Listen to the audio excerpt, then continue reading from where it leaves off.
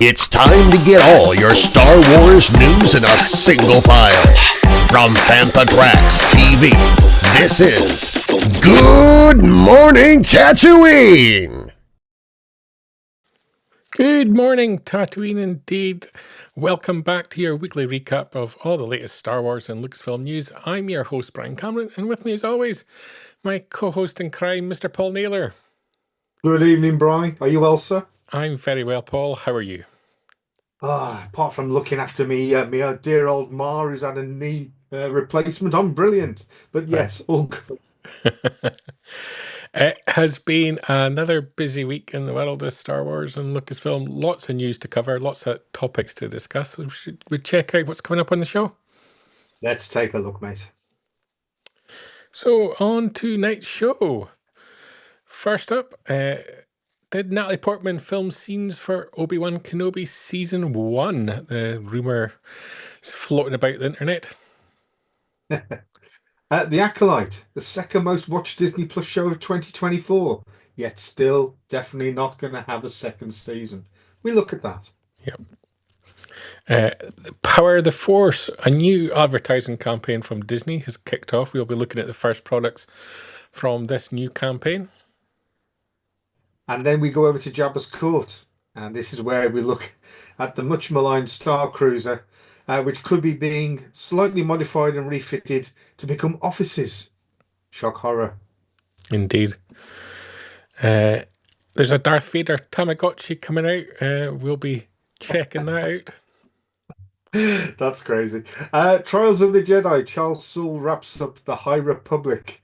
Well, we'll have a little look at that. Star Wars Celebration Japan is getting ever closer, and the latest attendee announced is Rosario Dawson. You lucky, lucky people. Star Wars Path of the Lightsaber. There's a new manga that's been set between episodes 8 and 9, which is an interesting time, an interesting part of the timeline, rather, to set something. But yeah, we'll take a little look at that. And Regal Robot have revealed their Jabba the Hutt early concept maquette from their archive collection. We'll be having a little look at that. And of course, we'll be rounding off the show with our latest Andor Season 1 recap in The Death Star Cometh, as we look at Episode 2 as well, as we catch up in Andor Season 1 ahead of April's Season 2 release. Plenty to look at there. Yeah, definitely. Mr. Newbold is there in the comments. He's saying co-hosting crime is a perfect description for you, Paul. And look, I wanted to be in Newark, Mark. I can't help it. It's not my fault. Yeah, and Jack Copstick as well from Explore the Force as well. Evening, Jack. Should we start by checking out the first news piece of the night? Let's do it. So there's a rumor from Jeff Snyder that's come out in the past week that Natalie Portman filmed scenes for Obi-Wan Kenobi Season 1 while she was working on Thor Love and Thunder. Paul, your thoughts on that? Do you think it could have happened? Should have happened? Now, I've got a little bit of lag on my computer here. Hopefully you can hear me. I can, yep. Did it happen? Yes. Did it happen? Do you think it did? I don't think it happened at all, because I don't think you go to the length of creating a scene to bring Natalie Portman back if you're not sure that you need and want that scene. Because I'm assuming her pay packet would have been significant. Yes, definitely. The only thing that could have possibly happened is this where they actually filmed the flashback that they're now going to potentially insert into Ahsoka Season 2. That's possible, because that's also been the second rumor we covered sort of last week, that she was coming back for Ahsoka Season 2. I'm trying to remember, but I thought that Thor Love and Thunder was filmed in Georgia, Atlanta, Georgia, and that's, I don't see how she would have been flitting back and forth between the Obi-Wan Kenobi set and Thor Love and Thunder. It's not like it was all filmed in the same lot kind of idea. Yeah. It's just not one that I buy into. I think you don't bring someone of that stature into a program, and then cut them. Yeah. Like I say, my thought is if they have filmed anything that they've now saved it, ready to insert into season 2 of Ahsoka. Yeah, My other thoughts are just going back to the list of contents we've got for later on in the show. The fact that Rosario is going to be in Japan. If there's any grain of truth in this Natalie Portman being in either the Kenobi show or in Ahsoka season 2, I pretty much would guarantee you that she will be in Japan. I yeah, know off air we discussed this, Brian. You said that she's not done conventions before, but I think this would be pretty much sewn up into her contract to do this one. And you know what a Star Wars celebration to be at, the one in Japan. But that'd be my guess. yeah. So we'll park this rumor for now. It might be one we'll have to come back and discuss again. Park it quick. Yeah. Get your reverse beepers on. Yeah. Next up in the news front, the Acolyte. It was revealed this week, and an analysis that it was the second most watched Disney Plus show of 2024. And that's kind of led to a lot of calls that it should get a second season if it's the second most show. But I guess Yeah. my argument to this, Paul, is it's the number of views you get for the cost of your production.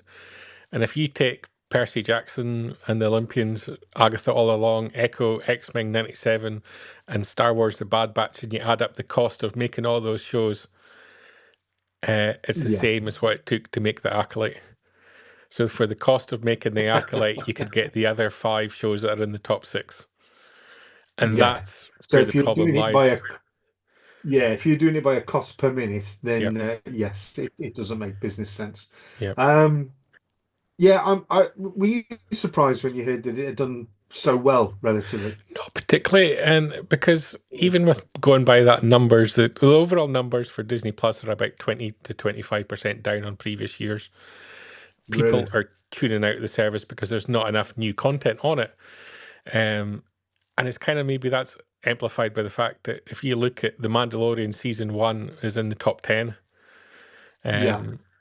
And that shows you people are going back and watching old content, which is positive and shows you the success of the early seasons of The Mandalorian. And Skeleton Crew's done well, being at number 7 on the basis that it only came out in December, so it hasn't had the whole year to Doesn't have all the gather repeat up the minutes. viewings, yeah. So yeah, I wasn't surprised to see it up there. I wasn't surprised to see it at the top because it's never been about whether people are consuming it. It's about whether people are consuming it in enough volume. And for the cost, Yes. people are not consuming it in enough volume. I'm not surprised to see the Mandalorian season 1 in there because that is very rewatchable. Mandalorian season 3 though. Yep. Ooh. I'd have gone for season 2 definitely. Yeah, and that's what Disney Plus relies on in terms of the dramas that it makes. Is it wants them to be rewatchable because that's how Yeah. you get people. Oh, I'm going to go on Disney Plus. I'm going to watch this again. That's what they Yeah. need more. But now that they're cutting back on new content, or they're going for, there's another rumor this week that they're going more towards influencers and YouTubers to make a lot more lower cost content. Right. Okay. Rather than expensive dramas, and it's a bit like the game show idea on terrestrial TV or linear TV as it's now known.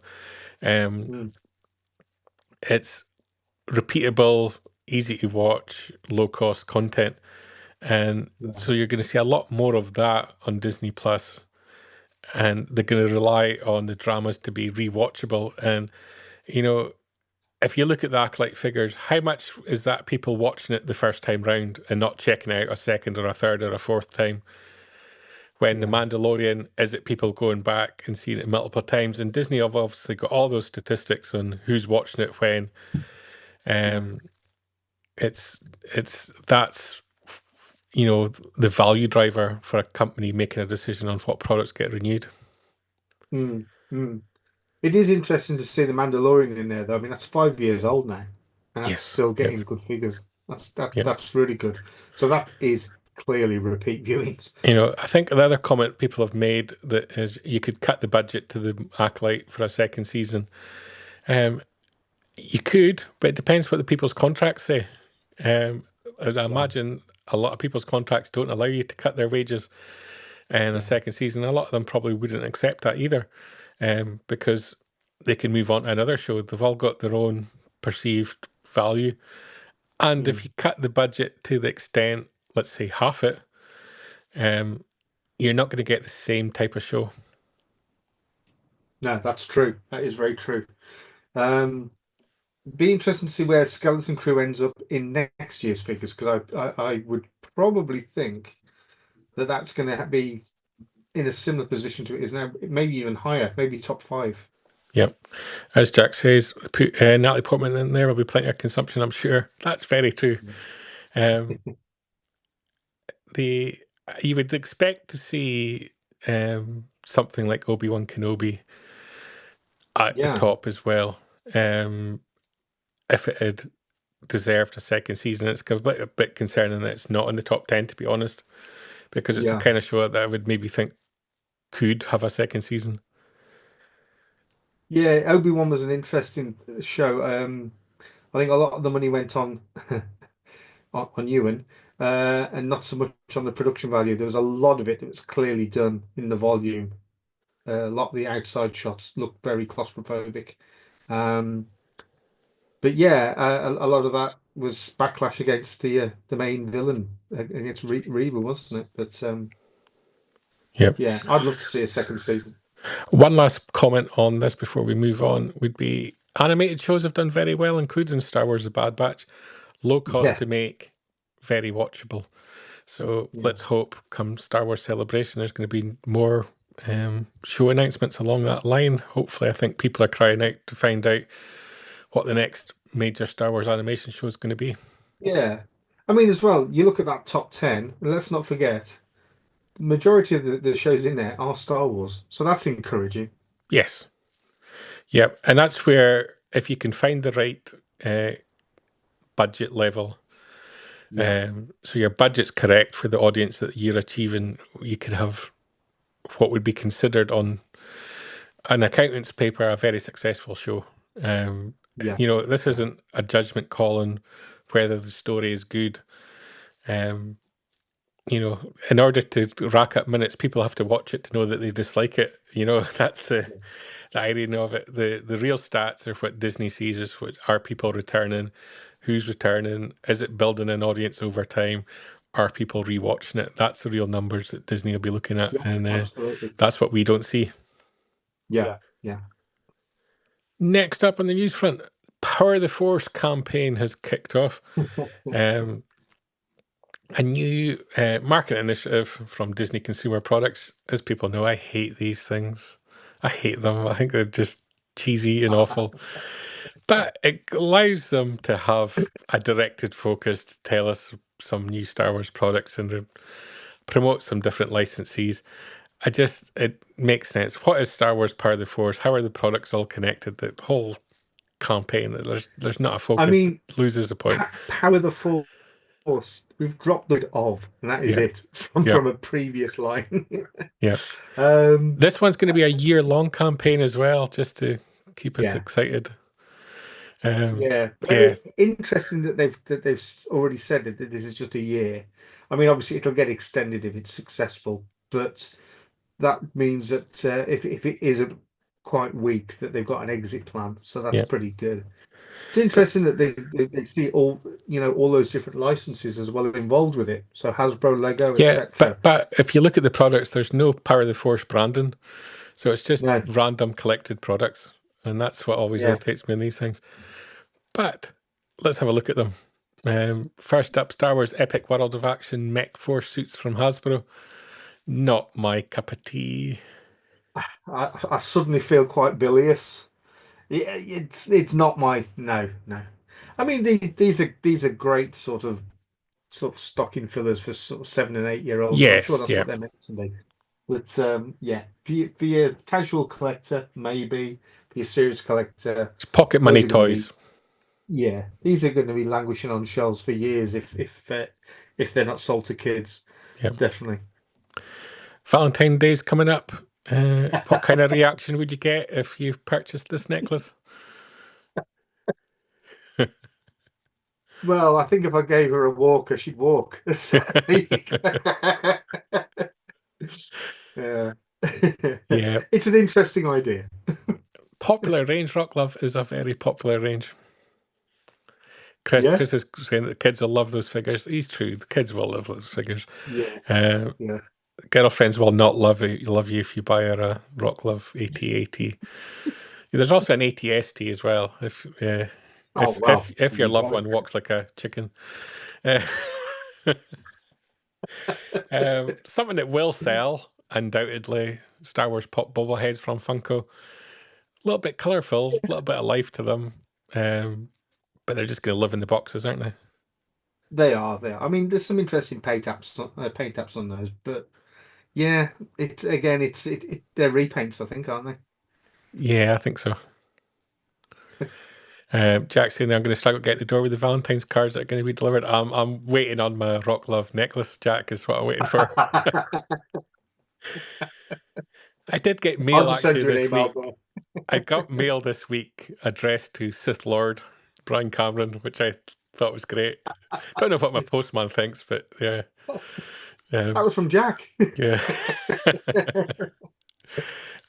Something that's actually really nice, I think anyway, is the Yeah, I like AT-AT this. Yeah. driver Yeah. helmet from Lego. Yeah, that is nice. That really is. I like how the two sort of breathing tubes, if you like, how you've got the grey and the red, different inserts in there. That is nice. Jack's promising me the necklace for Star Wars Celebration, presented on the main stage. I'll be there with anticipation. Sadly, I'll miss that. But there you And go. this is the highlight of the collection for me this week. In Yeah, fact, yeah, the Darth Vader Tamagotchi that we come to later is part of Power of the Force campaign, but yeah. we'll come to that separately later in the show. This from Citizen Watch, which are not cheap watches, No. um, is this horrible Rebel Starfighter watch, which is Yeah. ghastly. That looks like a 9.99 watch from some local market, doesn't it? That is not nice. No, Yeah. no, I don't like that at all. No. So yeah, not a great start for Power of the Force in my eyes. I'm getting called high maintenance now. Jack's got to read me the High Republic, get me a necklace, and watch the Clone Wars at night with me. It's just. Jack is asking what the price is of the watch. I will tell you, Jack, 'cause I have the link. If you look in the show notes, you will see the link. Yeah. But I've got it somewhere here. I'm going to look it up for you because, let's be an informative show. Mr. Newbold should be here with the You'd fact think, checking. Mark, by now. Yeah. How much do you think, Jack? Is the question. How much would you pay, Yeah. Paul? Okay, I'm gonna guess that it is overpriced at £130. Jack's guessing 1,000. You're thinking 130. It's $475. Shut the front door. Yeah. At that Good price, Lord. Chris, I would hope that the strap is leather. Yeah. Let me see if it tells you. 400 odd quid. No, it doesn't say. I would imagine it is leather, but yeah, 475. For that, Scary, I isn't wanted it? to be banter leather. Good grief. Yeah. Chris is saying it's too much of a technophobe to see how I see the show notes.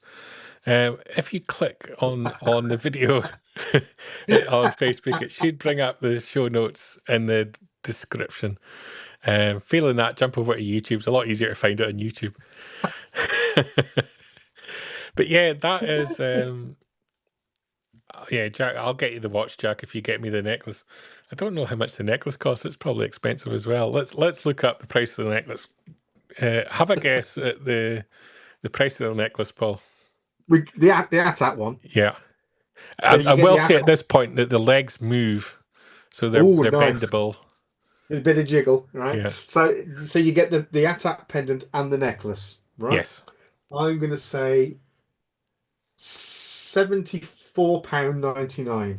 $150. So you're not too far out. Yeah, it's close. Yeah. I've got the raw end of the deal here, though, because if I'm giving Jack the watch and he's giving me the necklace, I'm losing out by about $300.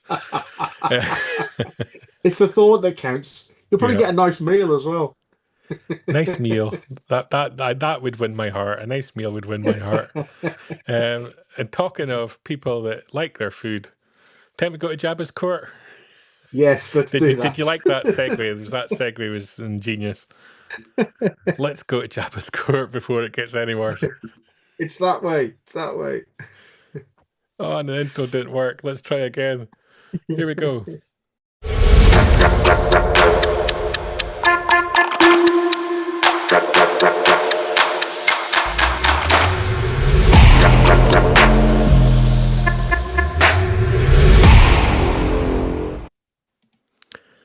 So here we are back for Jabba's Court.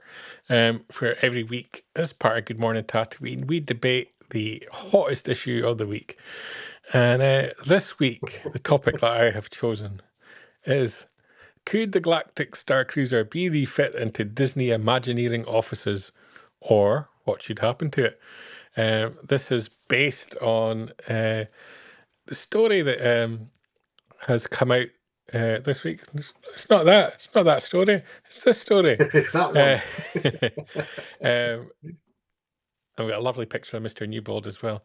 That the £1 billion Star Wars Galactic Star Cruiser themed hotel and experience that Disney opened back on March the 1st, 2022, is going to be refitted into offices for Disney Imagineering, the people who are responsible for coming up with designing all the wonderful things that you encounter at Disney parks.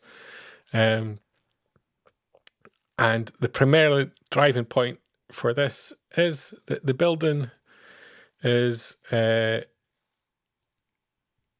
so far away from the park, the actual Galaxy's Edge park, that you need to get a shuttle bus, that it's not convertible into like a restaurant or other kind of immersive experience that is logistically possible to get enough people there and back in any kind of sensible manner. And thus the only option for them is to use it for something behind the scenes. And it appears that the Imagineering staff at Disney require new office space, and it looks like a Galactic Star Cruiser could be it. It is, of course, an incredibly ugly building because it is just like a concrete block. Well, So yeah, it doesn't because lend itself well to a hotel or a restaurant for anything else no. other than an immersive experience. I mean, first and foremost, it's a shame that the Star Cruiser didn't take off. And I don't mean didn't take off, that it didn't take off. But I suppose it's better to get some use out of it than no use at all. So if it's going to become offices and retain that sort of Star Wars vibe throughout, because I take it they're not going to rip it all out because that would again be costly. But if you're in the Disney Imagineering staff, yeah, you're now going to be going to work in an office space of your biggest commercial disaster. well, it's like eating humble pie, isn't it? I don't know whether humble pie was one of the things that was on the menu. Do you think they'll still use the restaurant and they'll go for lunch, and Gaia will come out and sing them a song each day as part of their punishment? Today's special, humble pie and custard. Yeah, I think that's what will happen. Yeah, but it is better to see it have some form of use than nothing at all. It's going to take a long time to pay off that billion.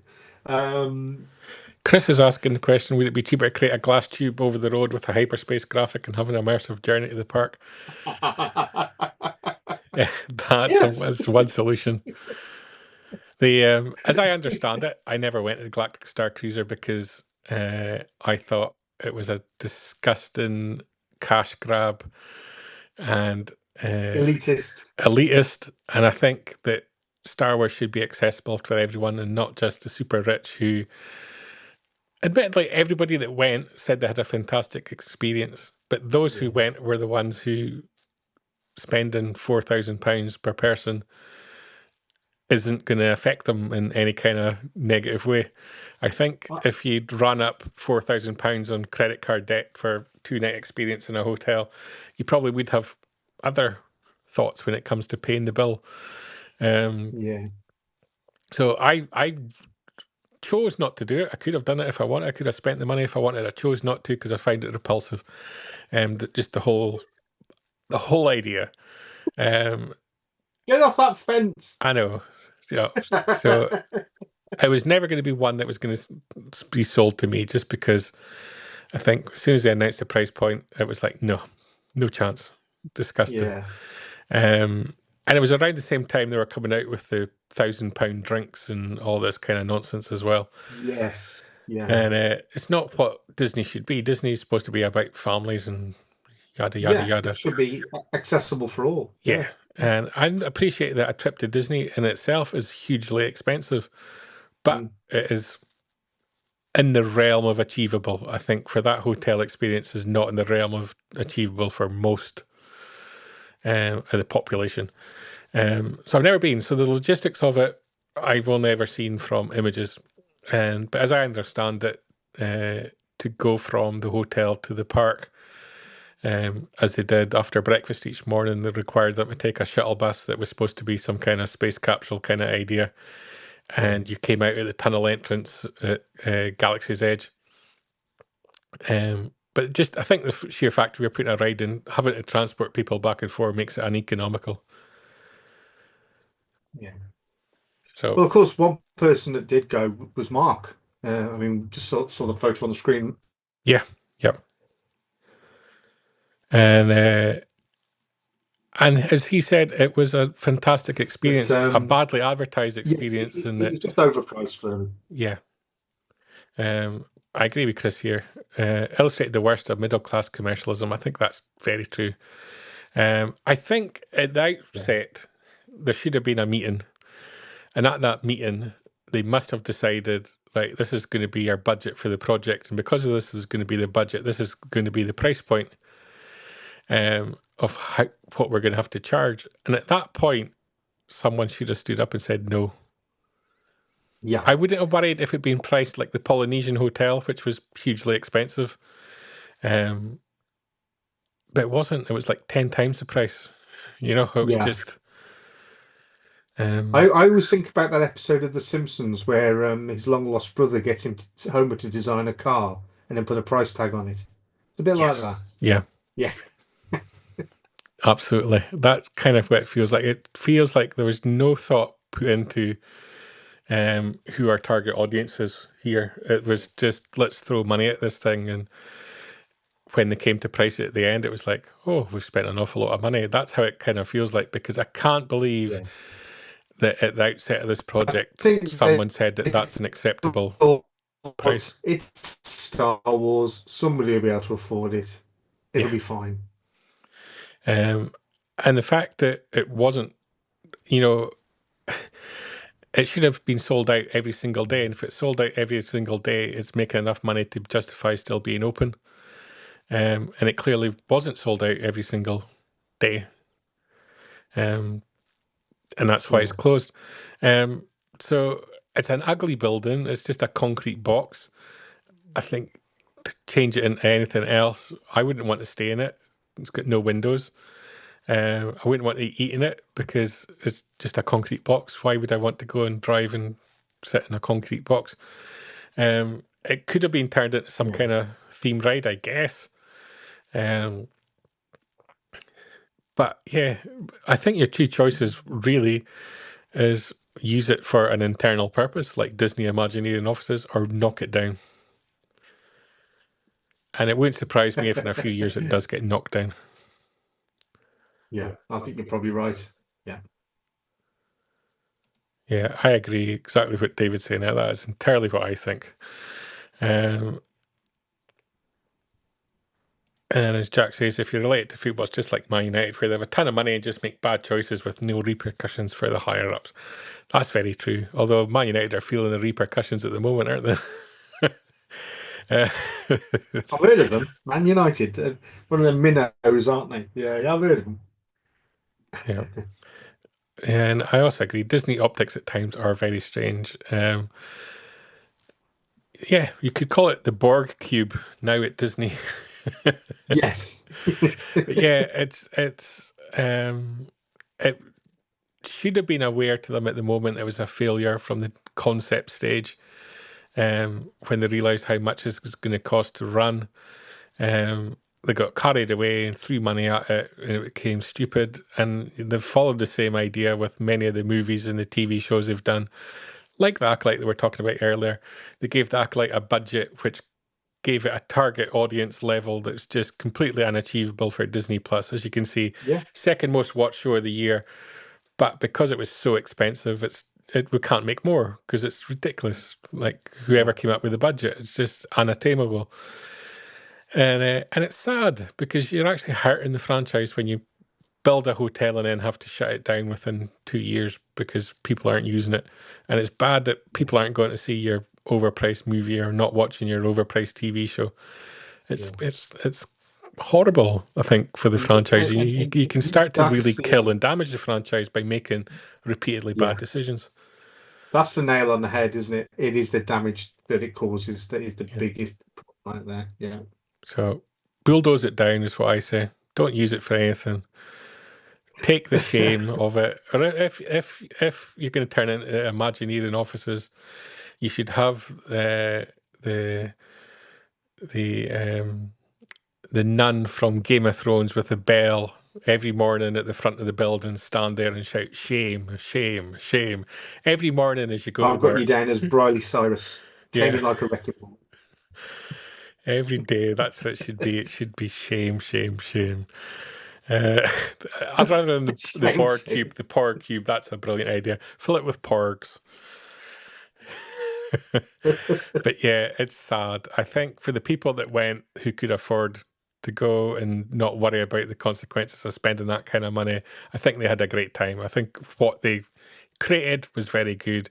But again, they created at a price point that's unsustainable for the majority and unachievable for the majority. And I think they ultimately created bad blood with it because I think it offended a lot of people like me. It really did. And I think that probably sums up my feelings. And yeah. And mine. I think on that note, we should end this week's Jabba Court and go back to Good Morning Tatooine, Paul. Good morning. Before I say Get something back. else. Which is just a reminder before we go that Jabba's Court is part of Good Morning Tatooine, which streams live every Sunday, and we also release it as its own show on Wednesday at 7 p.m. And every week we discuss that week's burning Star Wars topic. So join us live for Good Morning Tatooine or check out the show at a later point. And back to Good Morning Tatooine. Yes. Paul. Yes. Having spoken about the Galactic Star Cruiser, we should move on, shouldn't we? And to something a lot more fun, I think. And that is my favourite topic of the week. The new Darth Vader Tamagotchi, which has just been announced from Bandai. And it's actually part of Lucasfilm's new Power of the Force merchandise campaign. But because of the way they're announcing it and putting it all over the place, you've got to go hunting for the products and the images. It's not all in one article on StarWars.com like any other logical promotional campaign would be. So Darth Vader Tamagotchi was actually revealed on IO9 website. And that is it there. And what I just want to know is, does Darth Vader Tamagotchi poo? And do you have to clean it up? Because that is the ultimate dark side. I think the main thing is that it's a poo idea. Yeah. Yeah. I was never one for a Tamagotchi. I mean, is it something that you had in the past? Well, I killed a few. I had a few Tamagotchis. You get bored of them and you just let them die and suffer in agony. Exactly. Yeah, it's a Well, very that'd be interesting to random, watch. idea. As Chris is saying, please keep it away from the heat and direct sunlight. They multiply and become gremlins. I was going to Jack's say, it's not a bad way, is Jack's it? going to be getting one for his daughter as well. It makes 12 iconic noises apparently, Yeah. including the Death Star trench run and showdowns with Obi-Wan and Luke. So we've had R2D2 and Grogu versions of this. Is there anything else coming out after Vader? Is there a Boba Fett or something like that? Well, if enough people buy this one, I would imagine they'll do more. What, apparently, they've done R2D2 and Grogu Yeah, devices in the past. yeah. I don't And recall seeing. the Tamagotchi starts out as Anakin, and presumably you have to treat it badly, and it turns to the dark side and becomes Darth Vader. Perfect. Oh It's dear. I weird wonder how and much they. random. Um, Are we looking and at what, $20-$30 for this? yeah, probably. It's totally Yeah. worth it, isn't it? Oh yeah. So that is actually the product of the week from the Power of the Force merchandise campaign. Wasn't announced on StarWars.com like you would expect, but if you go to the Power of the Force StarWars.com article, you'll find it. They only reveal one item and they mention all the rest. And so you've got to go hunting for all the rest of the products. It's garbage. Come on, Disney, get your act together. Make life easy for people to find things. But there we go. Star Wars Tamagotchi. Does it poo? We don't know. We'll have to find out. It stinks. Yeah, something that we hope doesn't stink is a conclusion to the High Republic, revealed this week by Charles Soule, who is writing the last novel in the series, called Trials of the Jedi. That is a cover for it there. It looks exciting. It's going to be more than 500 pages. It's going to be a big tome.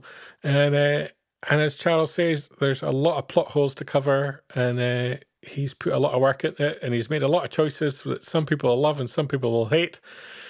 That's the nature of tying up storylines. Yeah.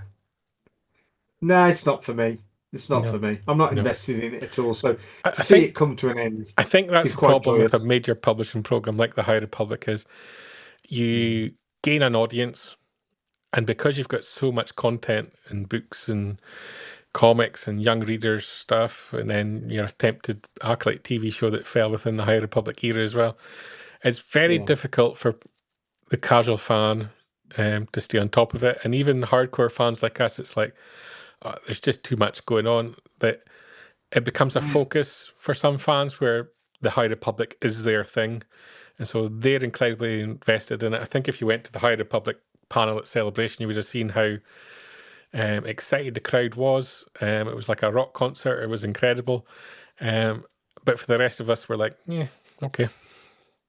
Do you think it's one of those situations where it's people want to latch onto something that they know a lot of people aren't going to, and it's almost that sort of Well, there's an element of that. I indie think people mentality? like being an expert in a narrow field Yeah, as some kind of superiority over others. There's an element of that in some people, but it's the nature of Star Wars publishing in that you need 100 million people to go and see your Star Wars movie. You need 5 million people to watch your Star Wars TV show. You need 150,000 people to buy your Star Wars book. So it is a yeah, very, very small element on the fan base. And they're incredibly yeah, passionate part of the fan base, and all power to them. But for the majority of Star Wars fans, they won't have too much knowledge of the High Republic, and they'll maybe it's a difficult one for them to drop in and out of because of the volume of content that they produced. And as Jack says, I think this is probably true for a lot of people that he's picked up all the adult ones and a bit of the other stuff. He knows the main story, but there's so much going on for him to keep up with. And I think that's probably true for a lot of people. it's just never As appealed. Chris Never says, just appealed to kind of me. agreeing with me here, isn't it? That it's created a real sub-universe where there's a lot of creativity with storytelling. is a timeline we don't know about. I think that's true, and I think that's a positive thing for publishing. I think it actually needs publishing programs like this where people can get heavily invested, because with the Star Wars books and comics, it quite often feels like, what's the story they're trying to achieve? You know, they finish a comic book series, but there's no reason for me to have to buy the next comic book series that's been announced. Everything's so segmented that it's actually nice to have a publishing program on this kind of scale. It's a very fine line though between driving the narrative that is still Star Wars or going so left field that it doesn't feel like Star Wars at all. And to me, I would imagine that's how it would be. I don't think I would feel connected to it. Yeah, and I think that's true, and that you've always got the danger when you've got a program like this, and it's 150,000 people is the number of people you're trying to hit with a Star Wars book. It is a tiny Yeah. percentage of the fan base that you can almost devote too much time and energy into it and think you've got a real winner that's really connecting with the fans. And I think that's why they pursued the Acolyte and set it in the High Republic era, because they thought, well, we've got a massive fan base here of Yeah. people that love the High Republic. It'll do successfully well on TV. And the rest of the fan base were like, what's the High Republic? Yeah. Yeah. But Yeah, that's exactly. Yeah. so I think all power to the High Republic and the people that are heavily invested in it. I hope they get the ending that they want. But it's a difficult one when I think it comes to the wider fan bases. A little bit too much content, I think. Yeah. They went a bit too deep, I think, on it, and lost a lot of people on the way, I think. Yeah, definitely. Um, Definitely. something completely different. Star Wars Celebration Japan, where we'll probably see more announcements around about the High Republic or what's going to come beyond it. We've got another guest announcement. One that surprised me a little bit, because it's Rosario Dawson, who obviously plays Ahsoka. She's going to be heading to Celebration. Yeah. I didn't think we would see any of the Ahsoka cast there just because it's scheduled to begin filming in April. Obviously, it could begin filming after Easter, and or she may not be needed at the time period that's on in April. That's allowing her to go. Yeah. There is another possibility. There could be some location being filmed in Japan. Very true. Yeah. Very, very Yeah. true. Jack's had to cancel the necklace due to Rosario Dawson. He's going to have to get her autograph and photos. Damn it. Yeah, so it's a positive, I think, to see her there. It probably means we're going to see Dave Filoni there, which I thought he might be another possibility of not being an attendee if he's just about to start season 2. So positive news coming out of Star Wars Celebration, I think. Yeah, definitely. Definitely.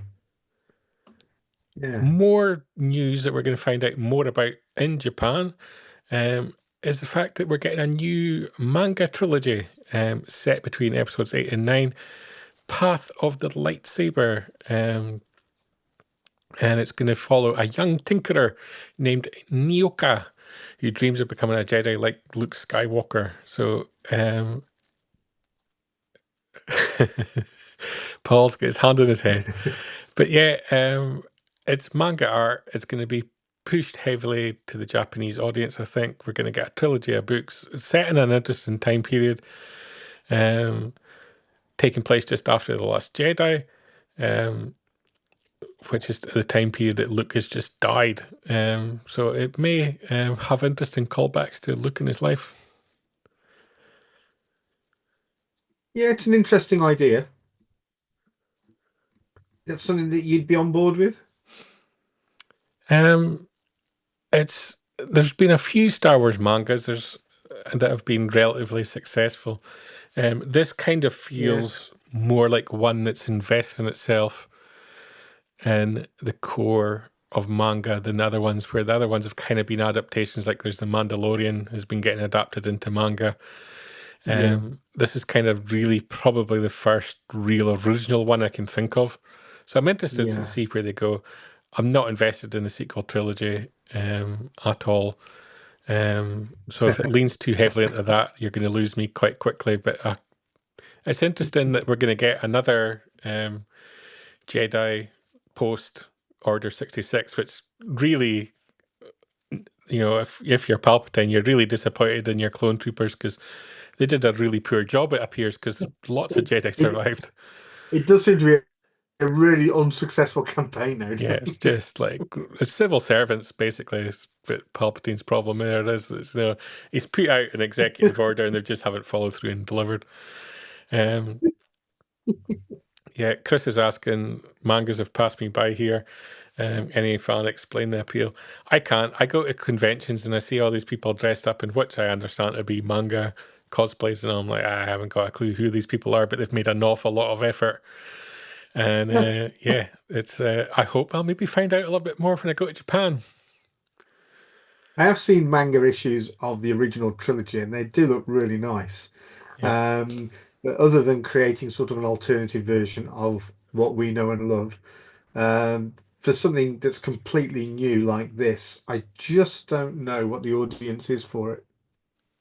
Yeah, it's going to be interesting to see.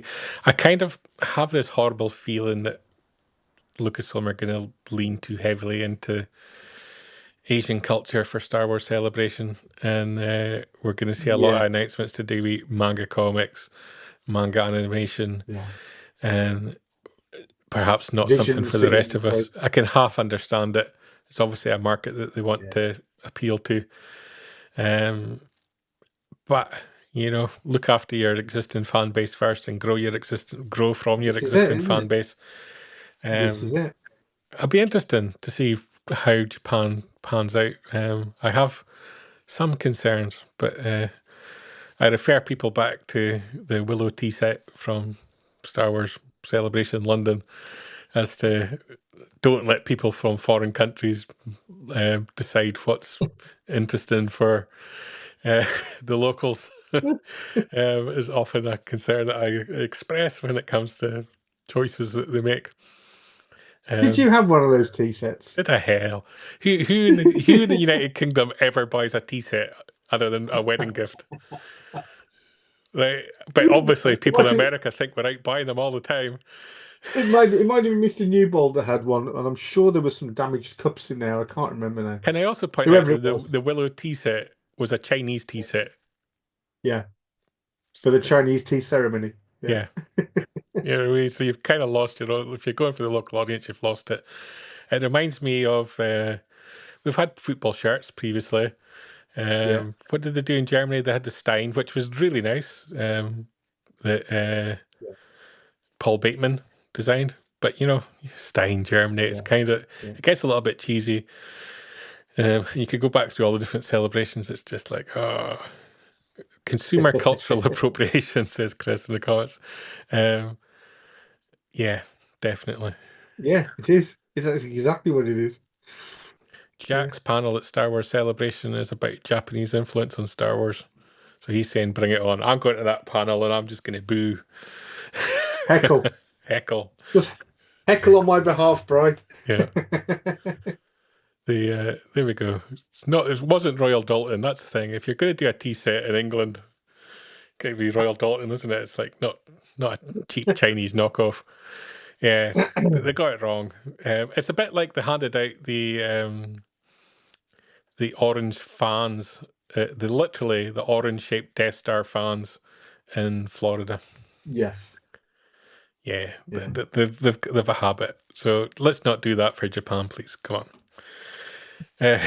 Moving swiftly on. I'm very negative tonight, Paul. It's great. It's very refreshing. Yeah.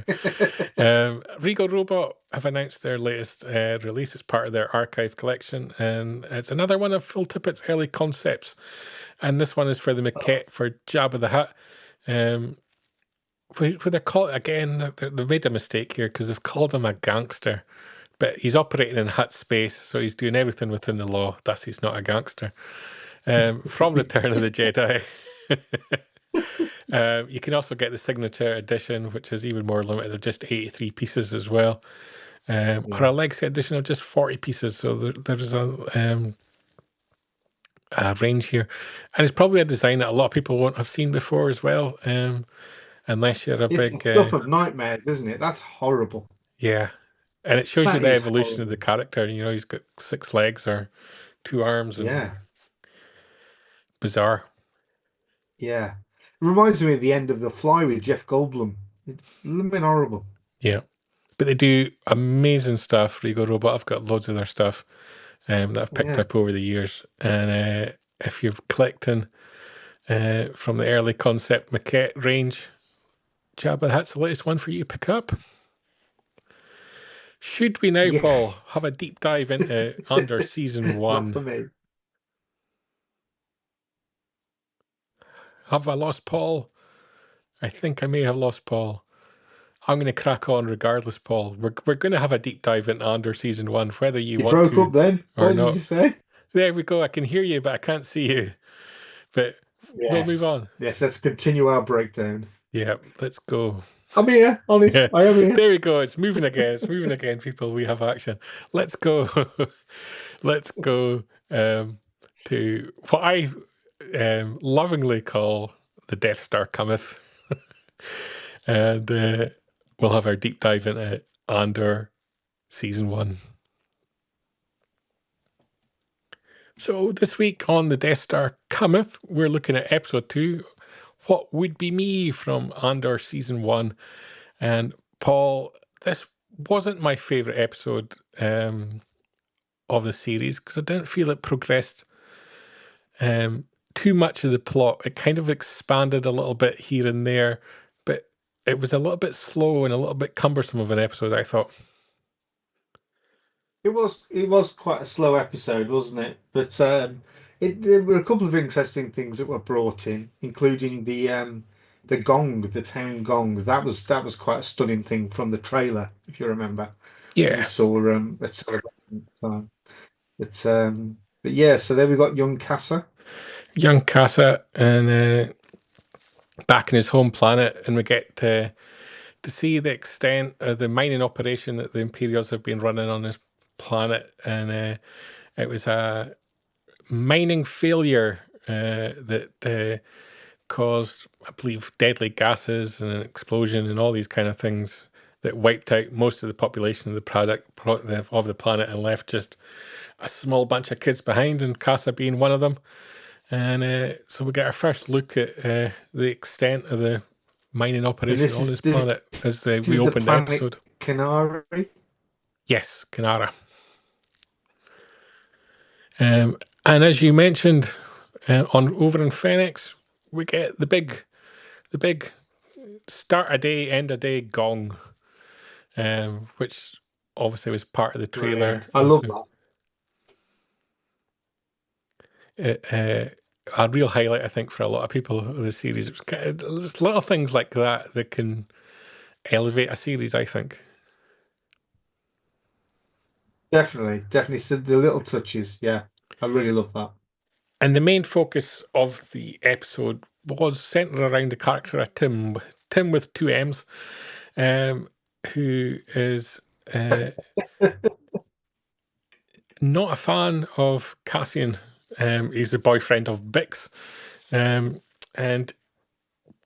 kicked off the episode by basically cliping on Cassian and telling the Primor Authority that Cassian is there on Ferrix. Yeah, And it's quite. It was a reasonably slow episode, wasn't it? it was. We next was got a move to, and we're introduced to Cassian's adoptive mother, Marva, who's not happy with Cassian because she's seen the announcement looking for the citizen from Canary, and she's brought up Casa, now known as Cassian, to not tell people that that's the planet that he's from. So she kind of gives him a bit of a ticking off. And a great character, Marva. This was her sort of introduction to the series, Paul, but I thought she really excelled as the series went on. Yeah, I mean, pretty much everybody that's watching this will have seen the whole series. Her influence, even after life, was amazing. Yeah, absolutely. Cassian doesn't like being told off too much, really, so he kind of goes out. He goes to the bar. He meets up with Bix, and they're not really in a love relationship, I don't think. She's obviously with Tim, but there is like there's more than a friendship there. It kind of feels like a little bit. Yeah, yeah,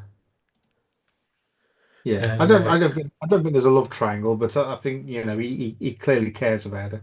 yeah, and I think that gets to Tim.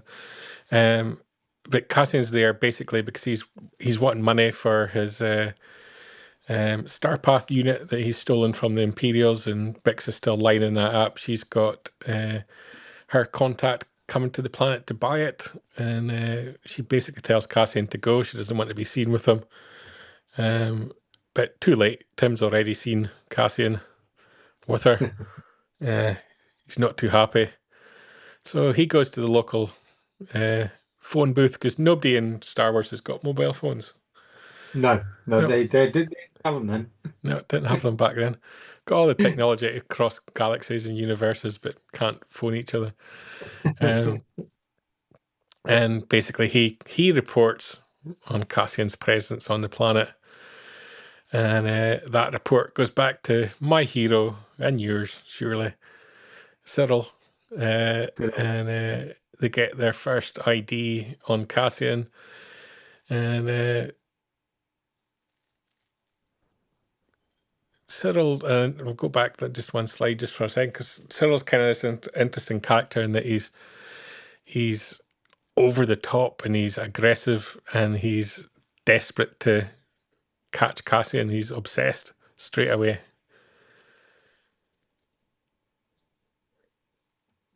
I wanted to say Keir Starmer for them for some reason, but yeah, go on. We get a little bit of development of Tim and Bix's relationship. It's kind of confirmed how deep that goes.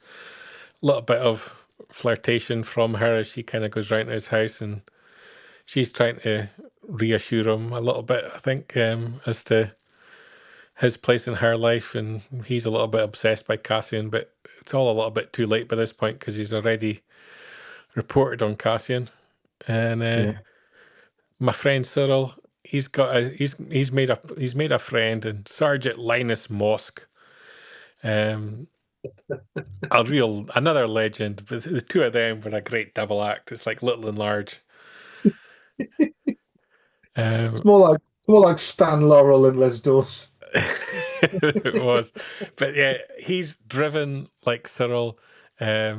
Both want to move on in their careers, I think, is really the driving factor for them, and they kind of egg each other on a little bit, and they're all geared up, planning on how they're going to go to FedEx, how they're going to capture Cassian Andor, and apparently they need 12 people to do it.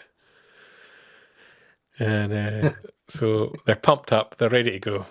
And we cut across to FedEx, where we kind of see for the first time, really, the Starpath unit that Andor's stolen from the Imperials that he's looking to get cash from the rebels. And we get a flashback again, back to the kids on Canary. And they're hunting down this crashed ship. Jack saying in the comment there, if I was a Star Wars character, I would be Sergeant Mosk all day long. I take that as the greatest compliment, Jack. I really do. Just. You would have been brilliant in that role, Bri. You know you would have been. You just shit on Star Wars would have been absolutely. He's just driven to serve as commanding officer in the Emperor Palpatine just perfectly. And we see for the first time Luthien Reel arriving on FedEx, coming in on his ship, and taking a look out over the planet. This is Bix's rebel contact. Yeah. And a great character with so much very depth. complex. Yeah, very complex character, yeah. And I'm actually really excited to see where they take the character in season 2, because obviously he doesn't exist round about the original trilogy. So do we expect him to die, be killed at some point? Granted, he could live and he could just exist and not be part of the major storyline, but And then he could be to turn up as a very old man later on. Yeah.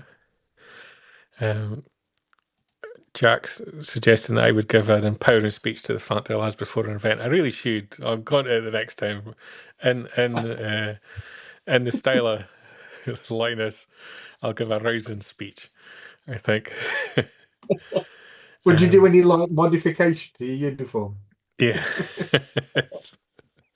Absolutely. Back on in the flashback, the kids come across the crash site, and the people from the ship, bodies everywhere, and they kind of start to explore. One of them's still alive, sees one of the kids, shoots them in the back, which causes the kids to all sort of fire their darts, and they're like Luke Littler, those kids. They've got a 9-dart finish, I think. There is how you describe it. That guy, yeah, he got darted. That's for sure. He definitely. Do you think they got him? Yeah, and that was kind of where the episode ramped up. With the kids, they flee the sort of crash site.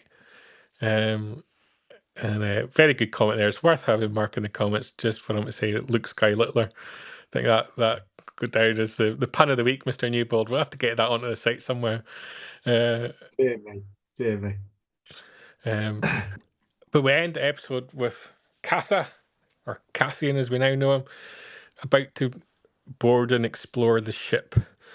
And so we didn't get too much of an evolution of the plot. It's worth the episode watching just for the debut of Linus, obviously. But we really haven't gotten to the core of who Cassian is. We've barely touched pass with the Imperial factions, and the whole intelligence side of the Imperials. We don't know much about Luthien Rail at this moment, so when it debuted as 3 episodes together, and I think that was important, because I think if this episode had come out as a weekly episode, I think you would have run the risk of losing, a part of your audience a little bit. Yeah, I think it would have felt very much like the French Resistance episode of Skeleton Crew, which in isolation. I thought you were going to say hello.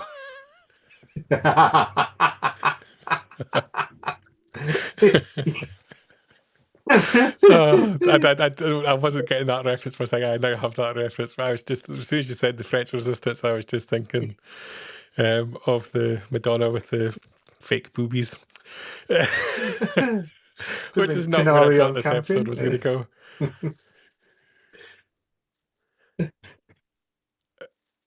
I don't know if I've lost Paul with that comment or not. I think he may be gone. His camera has frozen. The audio has gone.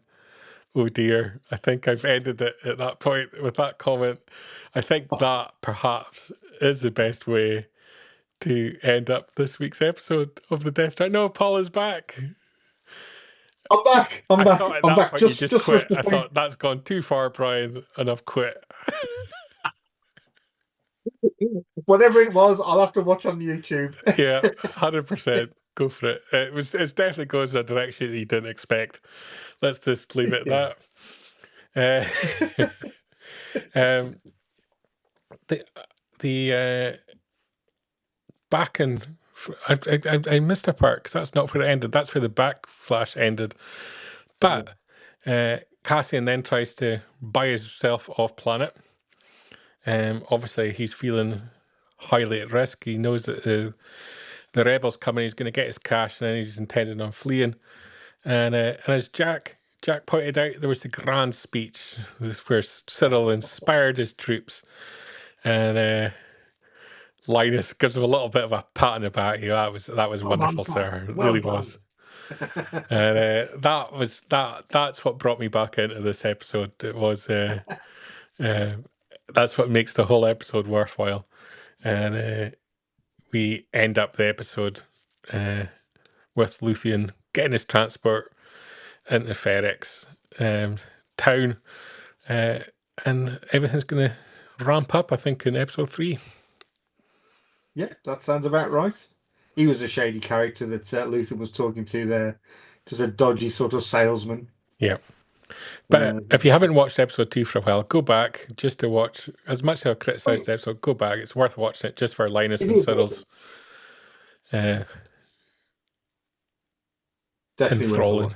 enthralling, crowd-pumping speeches. But Paul, any thoughts on episode 2? I loved it. I mean, the whole series is one that I've watched 3 or 4 times now, and yeah, there are weaker episodes, but what I love about Andor is in its entirety, it feels more like a novel than any other Star Wars project has in the past. It takes its time. It's got a very nice leisurely pace to it, and it doesn't apologize for it. At no point does it say, "Oh, we need to hurry this up." It goes into the minutiae, and it benefits from it. And I love the color palette as well. All these muted sort of autumnal colors. I think it really, it's got a lovely style to it. It has, yeah, it's beautiful. And on that point, on that positive, we'll end this week's episode of The Death Star Cometh.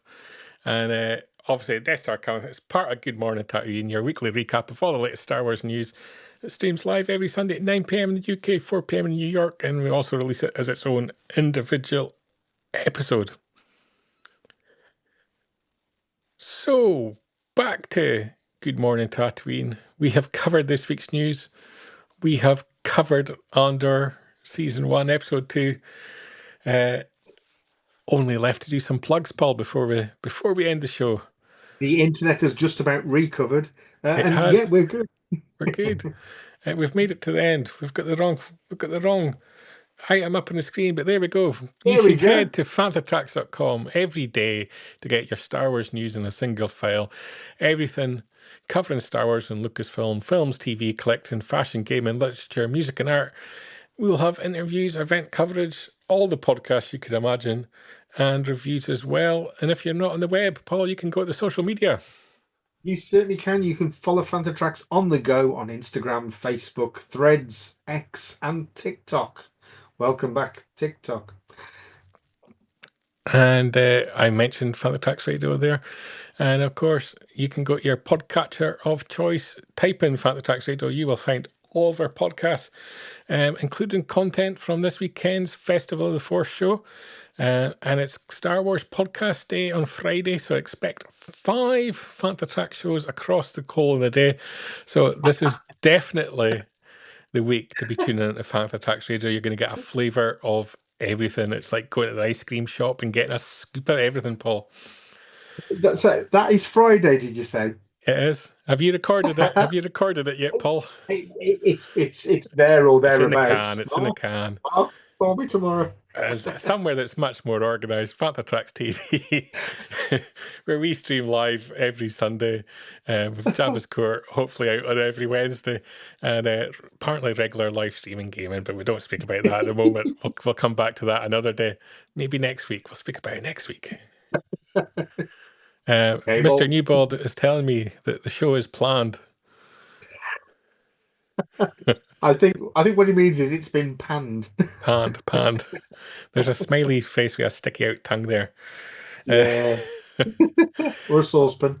On that note, Paul, yes, we should probably call it an evening, shouldn't we? Definitely. Yeah. So it's good night to me. And it's good night from him.